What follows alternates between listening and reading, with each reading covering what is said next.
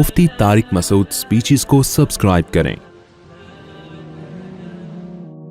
کہ اللہ تعالیٰ نے فرمایا اس کائنات میں جتنی بھی چیزیں ہیں میں ان تمام چیزوں کی قسم اٹھا کے کہتا ہوں کہ یہ جو کلام ہے یہ جبریل کا لایا ہوا کلام ہے۔ اس پر میں نے بیان میں بات کی تھی کہ اس کائنات کا ذرہ ذرہ گواہی دے رہا ہے کہ یہ قرآن اللہ کا کلام ہے۔ یہ گواہی کیسے دے رہا ہے؟ اس لیے کہ یہ کائنات بتا رہی ہے کہ بنانے والے نے اسے کسی خاص مقصد کے لیے بنایا ہے، اور وہ مقصد انسان کی آزمائش کے علاوہ کچھ بھی نہیں ہے۔ ہر چیز ہمارے لیے بنی ہے، ہر چیز۔ دو ہی نظریہ ہے نا، اتفاق سے بن گئے یا کسی نے بنایا ہے۔ اتفاق سے ایسا بن نہیں سکتا، اتنا عجیب و غریب اتفاق ہو نہیں سکتا۔ میں نے ایک مثال دی تھی پچھلے بیان میں نا، کہ جو ماہر حیاتیات ہیں، جو سائنٹسٹ ہیں، وہ یہ کہتے ہیں کہ چوزا جب نکلتا ہے نا خول سے باہر، ایک سوال ہے نا کہ اتنا مضبوط خول ہوتا ہے، آخری دن تک بڑا مضبوط ہوتا ہے وہ، اس دن بھی چوزے کا خول نرم نہیں ہوتا، لیکن سوال پیدا ہوتا ہے اتنا نرم و نازک چوزا انڈا کو توڑ کے باہر نکل کیسے آتا ہے؟ پہلے زمانے میں اس کا جواب دیا جاتا تھا بھائی اللہ یہ کام کرتا ہے۔ سائنس نے ترقی کی اور انہوں نے کہا بھائی اللہ نہیں کرتا، یہ تو اس کے سر پہ ایک سینگ نکلتا ہے معمولی سا آخری دن، اس سینگ کی وجہ سے نوکیلی چیز ہوتی ہے، وہ اس خول کو توڑ کے باہر آتا ہے۔ تو اب اللہ کو تو انہوں نے ڈکشنری سے نکال دیا۔ یہ جو ملحد لوگ ہیں نا، ایتھیس لوگ ہیں، یہ اللہ کے نہ ہونے کی جو دلیل دیتے ہیں نا، وہ یہی کہ بہت ساری چیزیں ایسی تھیں جن کی کوئی سائنٹیفک لاجک بنتی نہیں تھی، تو اس لیے لوگوں نے خدا تراش لیے، خدا کا تصور لائے کہ بھائی یہ اللہ کر رہا ہے۔ اب تو سائنس نے بہت ترقی کی ہے، اب تو ہر چیز کا پتہ چل گیا بھائی، خربوزے کے بیج سے خربوزہ کیسے پیدا ہوتا ہے، اب تو پتہ چل گیا کہ انڈے سے چوزا بنتا کیسے ہے، یہ پورا سائنسی پروسیس ہے۔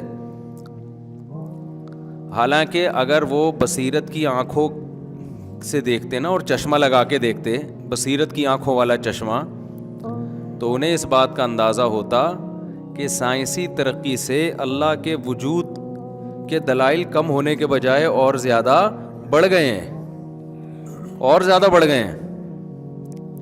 یہ کتنی عجیب بات ہے کہ 21ویں دن چوزے نے نکلنا ہے، بن کے تیار ہو گیا، اور اسی ٹائم پہ اس کی چونچ پہ نوک پیدا ہو رہی ہے۔ اور کمال کی بات یہ ہے کہ جب وہ چوزا انڈے کو توڑ کے باہر نکلتا ہے، 1-2 دن میں وہ نوک مارکیٹ سے شارٹ ہو جاتی ہے۔ تو یہ آٹومیٹیکلی، یار ایسا آٹو سسٹم، ایسی کوئی آٹومیٹیکلی مشین دیکھی آپ نے؟ ہوتی ہیں، بنی بھی نہیں ہوتی، بنائی جاتی ہیں، ان کے پیچھے کوئی دماغ کام کر رہا ہوتا ہے۔ تو اللہ نے بتایا کہ اس کائنات کا ذرہ ذرہ بتاتا ہے کہ کسی نے پیدا کیا، کیوں پیدا کیا، بھائی کوئی ریزن ہے اس کی، بلا وجہ کوئی کام نہیں کیا جاتا۔ تو اللہ کہتا ہے میں وجہ بتاتا ہوں کیوں بنایا، لیبلوکم ایکم احسن عملا، تاکہ تم اچھا عمل کرو، برے عمل سے بچو، تمہاری آزمائش ہے، اچھا کرو گے تو جنت ملے گی، برا کرو گے تو جہنم میں جاؤ گے۔ اب بہت سے لوگ کہتے ہیں کہ جنت کہاں ہے، جہنم کہاں ہے؟ تو اللہ کہتے ہیں جس خدا نے یہ چیزیں بنا دی ہیں، کیا وہ جنت اور جہنم نہیں بنا سکتا؟ آپ کہہ سکتے ہیں جی ہماری تو دسترس میں ہے ہی نہیں، ہمارے تو حواس اس کو کیچ ہی نہیں کر پا رہے ہیں۔ تو بھئی یہ کس نے دعویٰ کر دیا کہ سب کچھ انسان کی دسترس میں آ چکا ہے؟ اب تک جو علم انسان کو حاصل ہوا ہے، جو سائنسی ترقی ہوئی ہے، یہ علم ان چیزوں کے مقابلے میں بہت کم ہے جو چیزیں انسان کو معلوم نہیں ہیں۔ جو معلوم نہیں ہے نا، ان کے مقابلے میں یہ بہت کم ہے۔ تبھی قرآن کہتا ہے وَمَا أُوتِيتُم مِّنَ الْعِلْمِ إِلَّا قَلِيلًا، کہ تمہیں علم بہت تھوڑا دیا گیا ہے، بہت تھوڑا۔ کتنا تھوڑا یہ بھی بتاتا ہوں میں۔ یہ آیت کب نازل ہوئی؟ یسألونک عن الروح، لوگوں نے آ کے نبی صلی اللہ علیہ وسلم سے سوال کیا, یا رسول اللہ روح کسے کہتے ہیں؟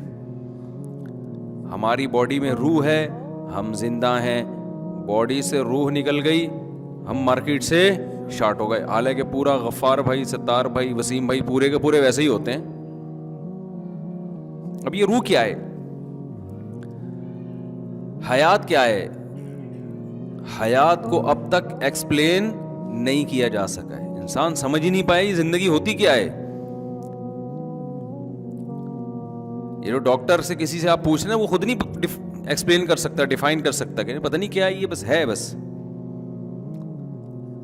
میں اکثر ایک بات بتاتا ہوں نا, بچہ جب ماں کے پیٹ میں ہوتا ہے نا تو ڈاکٹر کہتے ہیں جب اس کا ہارٹ چلنا شروع ہو جائے تو اس کو وہ زندگی سے تعبیر کرتے ہیں.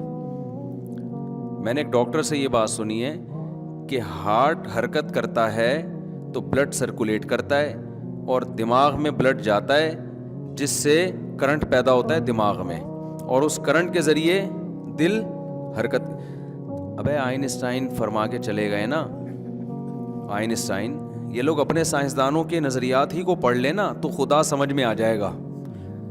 لیکن جب انسان کی بصیرت کی آنکھیں اندھی ہو جاتی ہیں نا, اندھی ہو جاتی ہیں بصیرت کی آنکھیں, تو سائنس کے جو 2 اور 2 4 کی طرح ایکویشنز ہیں نا, جو خدا کے وجود کا بہت بڑا ثبوت ہیں, انہی سے خدا کی نفی کر رہے ہوتے ہیں بیٹھ کے.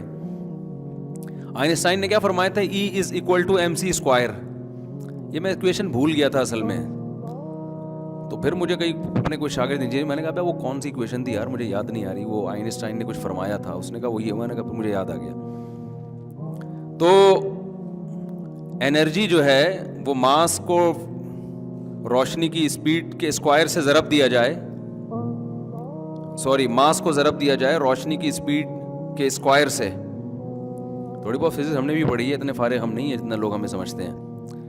یہ تو علوم اتنے دلچسپ ہیں نا کہ اگر اسکولوں میں ٹیچر صحیح طرح سے پڑھائیں اور پڑھائی کا صحیح سسٹم ہو تو فزکس, کیمسٹری, بایولوجی اور ٹریگنومیٹری وغیرہ یہ اتنے دلچسپ علوم ہیں کہ اس میں ڈنڈے مار مار کے نقل کر کے امتحان پاس کرنے کی ضرورت ہی طلبہ کو نہیں رہے گی. تو اتنے, لیکن پڑھانے والے کا مسئلہ بھی ہوتا ہے بعض دفعہ, وہ پتہ نہیں کس طریقے سے پڑھا رہے ہو, ان کو دلچسپی نہیں ہوتی پھر اس میں. پھر ہم کیا کرتے تھے, جیسے مارم پیٹی تو کھیلا کرتے تھے, تو ایک پروجیکٹائل حرکت ہوتی ہے نا, موشن ہوتی ہے, موشن کے اس میں تو آپ اتنی اسپیڈ سے یوں کر کے پھینکیں. اب ہمیں ہاتھ کی اسپیڈ تو پتہ نہیں تھی کہ ہم کتنی اسپیڈ سے پھینک رہے ہیں. اینگل پتہ چلتا تھا کہ 45 سے اینگل سے جائے گی نا کوئی چیز تو اتنا دور جائے گی, تو آپ فاصلہ ناپو, پتھر کتنا دور گرا ہے, تو اس فاصلے اور اینگل سے آپ اپنے ہاتھ کی فورس کا اندازہ لگا سکتے ہو. یہی کیلکولیشن ہوتی ہے نا. تو میں آئنسٹائن کے بارے میں عرض کر رہا تھا کہ سائنسدانوں ہی کو پڑھ لیا جائے نا اگر, تو سائنسدانوں کی ایکویشنز 2 اور 2 4 کی طرح گواہی دے رہی ہیں کہ یہ کائنات خود بخود نہیں بن سکتی. انرجی کنورٹ ہوگی ماس میں یا ماس کنورٹ ہوگا انرجی میں, سمجھ رہے ہو؟ ایسا نہیں ہو سکتا کہ 0 سے انرجی آ جائے یا 0 سے مادہ آ جائے, یہ نہیں ہو سکتا. سمجھتے ہو کہ نہیں سمجھتے؟ یہ تو جو ہو گیا تو اس کے بعد اب سائنسدان دیکھ کے کہہ رہے ہیں یہ بن سکتا ہے, یہ بن سکتا ہے. اس کی مثال ایسے ہے جیسے میں نے مرغیاں پالی ہوئی ہیں, مجھے پتا ہے انڈے سے چوزا نکلتا ہے, چوزے سے چوزا مرغی بن کے پھر مرغی سے انڈا نکلتا ہے. تو اب مجھے بتاؤ, میں بھی سائنسدان بن گیا, مشاہدے کی بیس پہ جو بھی ایک اصول اور ضابطہ آپ نکالیں گے جو گراؤنڈ ریئلٹی پر مشتمل ہو, وہی سائنس ہے نا, اور کیا ہے سائنس. تو میں نے چھوٹا سائنسدان آپ کہہ سکتے ہیں, سائنسدان بن گیا. میں نے مشاہدے کیے, کئی سال تجربے کیے کہ انڈا بغیر مرغی کے نہیں پیدا ہو رہا اور مرغی بغیر انڈے کے پیدا نہیں ہو رہی. کئی سال تجربے لیب میں لے گیا مرغیوں کو, جنگلوں میں گیا, ساؤتھ افریقہ میں, زیمبیا میں, ادھر آسٹریلیا میں. یار انڈا بغیر مرغی کے, بشرطے کہ مرغی کا انڈا ہو. آپ کہہ سکتے ہیں مور کا انڈا تو بغیر مرغی کے آ رہا ہے. پورے جو ہے نا تجربے کرنے کے بعد, ایکسپیریمنٹ کرنے کے بعد ایک میں نے لا وضع کیا, ہر وہ انڈا جو انڈا ہے اور مرغی کا ہے وہ مرغی سے ہی پیدا ہوگا. بھائی چلیں سادہ سی ایکویشن ہے نا, یہ فارمولا ہے نا, سادہ سا لا ہے نا, تو لا تو چاہے سادہ ہو یا پیچیدہ ہو, لا میں یہ دیکھا جاتا ہے کہ ہے یا صحیح ہے کہ غلط ہے. لا میں یہ دیکھا جائے گا کہ یہ پھینک رہا ہے یا واقعی ایسا ہے. تو اب میں نے ایک لا دریافت کیا, میں نے کہا بھائی مرغی کا انڈا ہمیشہ مرغی سے پیدا ہوگا اور انڈے کے بغیر مرغی نہیں پیدا ہوگی. یہ کتابوں میں پڑھایا جانے لگا. وہ اب کے چند بے وقوف قسم کے لوگ پیدا ہوئے کہ جی مفتی طارق مسعود صاحب ایک سائنسدان گزرے تھے, انہوں نے ایسی باتیں کی اب کہ خدا کا تو اب تصور کی ضرورت ہے ہی نہیں. یہ جو مولانا ٹائپ کے لوگ کہا کرتے تھے کہ اللہ ہے جو مرغی سے انڈے کو پیدا کرتا ہے اور انڈے سے مرغی, جاندار سے بے جان اور بے جان سے جاندار, یہ سب ایسے ہی باتیں, اب یہ پرانی باتیں جب سائنس میں ترقی نہیں تھی بھائی, یہ پرانی باتیں. اب سائنس نے ترقی کر کے 2 اور 2 4 کی طرح بتا دی ہے کہ انڈا مرغی سے اور مرغی انڈے سے. اب ہے تو سوال پیدا ہو رہا ہے کہ جب انڈا مرغی کے بغیر نہیں ہو سکتا اور مرغی انڈے کے بغیر نہیں, تو پہلی دفعہ کیسے پیدا ہو گئے؟ اس وقت تو نہ انڈا تھا نہ مرغی تھی. نہیں آ رہی کھوپڑی میں بات. تو یہ سوال تو ختم ہونے کے بجائے اور زیادہ مضبوط ہو گیا. تو اس سوال کا جواب سائنسدانوں کو مل نہیں رہا تھا, تو پھر ڈارون تشریف لائے. انہوں نے اس کا حل تلاش کرنے کی کوشش کی. انہوں نے کہا بھائی یہ جو انڈے سے مرغی اور مرغی سے انڈے, یہ مفتی طارق مسعود تو ایک سائنسدان ہے, اس نے تصور پیش کیا, تصور ہی غلط ہے. اصل میں ان کو تو سائنس میتھس پڑھی نہیں ہے, ٹھیک ہے نا, سائنس کو یہ سائنس بولتے ہیں, ان کو تو کچھ بھی پتہ نہیں ہے. ایکچولی ایسا ہوا تھا کہ پہلے ایک سیل پیدا ہوا. میں اس ڈارون پہ نہیں جاؤں گا, اس پہ میں بہت دفعہ بیان کر چکا ہوں, لیکن بات چل گئی تو اس کو کمپلیٹ کر کے پھر ہم آگے چلتے ہیں. اور بھی غم ہے زمانے میں ڈارون کے سوا. اچھا یہ ذہن میں رکھیں, ڈارون سے پہلے بھی سائنسدان گزرے ہیں جنہوں نے یہ ارتقاء کا نظریہ پیش کیا ہے. وہ انہوں نے اتنی بڑی بڑی پھینکی تھی کہ وہ پھر لطیفے بن گئے بعد میں. تو ڈارون نے آ کے بہت بڑی پھینکی, لیکن ان سے کم کی کوشش کی اس نے. اس سے پہلے ایک سائنسدان تھا, مجھے اس کا نام یاد نہیں ہے, مطلب بہت ساری چیزیں. وہ سائنسدان یہ کہتا تھا کہ یہ جو زرافہ ہے نا, اتنی لمبی گردن والا, جنگلوں میں زرافہ دیکھا ہے, اتنی لمبی گردن. اصل میں یہ جو سیل ترقی کرتے کرتے پہلے بکری بنا تھا, پھر نیچے کی گھاس ختم ہو گئی, تو پھر اوپر درختوں میں پتے لگتے تھے اوپر.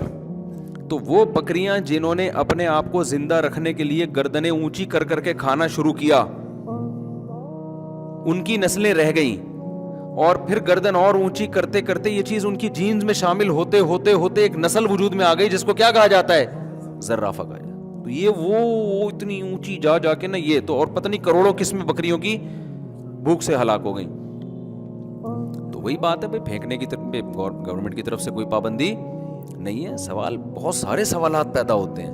جب آپ فرض کر لو کہ یار کیا جا رہا ہے فرض کرنے میں, اللہ نے بنایا ہے بھائی, کوئی خالق ہے جس کو ہم نہیں جانتے, اور وہ موسیٰ کلیم اللہ کو پیغمبر بنا کے بھیج رہا ہے, وہ عیسیٰ روح اللہ کو پیغمبر بنا کے بھیج رہا ہے, وہ محمد صلی اللہ علیہ وسلم کو پیغمبر بنا رہا ہے, اس نے ابراہیم علیہ السلام کو بھیجا, اتنے معجزے دکھا دیے, اور اتنا کچھ تو مان لو یہ صحیح کہہ رہے ہیں. ڈھیٹ پنا اور ہٹ دھرمی.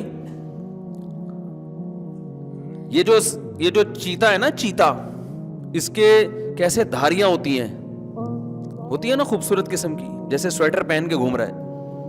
ایک آدمی نے زیبرا نہیں دیکھا تھا, تو ایک دن جنگل میں گیا ایک دیہاتی آدمی, تو زیبرے کو دیکھ کے کہتا ہے وہ گدھے کو کس نے سویٹر پہنایا ہوا ہے یہاں پہ یار, ہے بھائی جنگل میں گدھے کو سویٹر کس نے پہنا دیا؟ زیبرا کراسنگ, جو زیبرے کی دھاریاں ہوتی ہیں اور یہ جو چیتے کے ہوتی ہیں, اب یہ کیسے بن گئی یار, اتنے خوبصورت کلر, اتفاق سے ہونے والی چیزیں, کو رنگ کے ڈبے گرے اور دیوار پہ کلر ہو جائے, آڑے ترچے ہوں گے نا. ابے ہمارا مور دیکھ لو آ کے یار, زیبرا تو میرا مور دیکھ لو, روزانہ پر پھیلا کے بیٹھا ہوا ہوتا ہے. جب بھی میں اس کو دیکھتا ہوں میں یہ لفظ ضرور زبان سے بولتا ہوں, کوئی بھی میرے سامنے, کہ خدا کی قسم یہ خود بخود پیدا نہیں, اتنا کلرفل اور اتنے خوبصورت کلر اور اتنے خوبصورت انداز سے اس کی پینٹنگ, ایسے لگتا ہے باقاعدہ گھنٹوں گھنٹوں بیٹھ کے پینٹنگ کی گئی ہے. جب وہ پر کھول کے کھڑا ہوتا ہے نا مور, اس کے جو تاج بنتا ہے بیچ میں, اور اس کے جو خوبصورت تاج, گھنٹوں گھنٹوں بیٹھ کے پینٹنگ کی گئی ہے, تب یہ وجود میں آیا ہے. سمجھتے نہیں ہو میرا خیال ہے بات کو, تو نہیں تو اچھے بھی سمجھ جائیں گے جب ہم مر جائیں گے نا, تو ہمارے اچھے بھی سمجھیں گے. فرعون کے اچھے سمجھ گئے تھے نا, جیسے ہی غوطہ کھایا تھا اس نے. بہت سمجھایا موسیٰ علیہ السلام نے کہ تو رب نہیں ہے، جس نے تجھے پیدا کیا وہ رب ہے. اس نے کہا کوئی پیدا کرنے والا نہیں ہے. اور ملحد لوگ کہتے ہیں کہ کہاں ہے وہ رب، نظر کیوں نہیں آتا. یہ ساری باتیں فرعون نے بہت ڈیٹیل سے کی ہیں.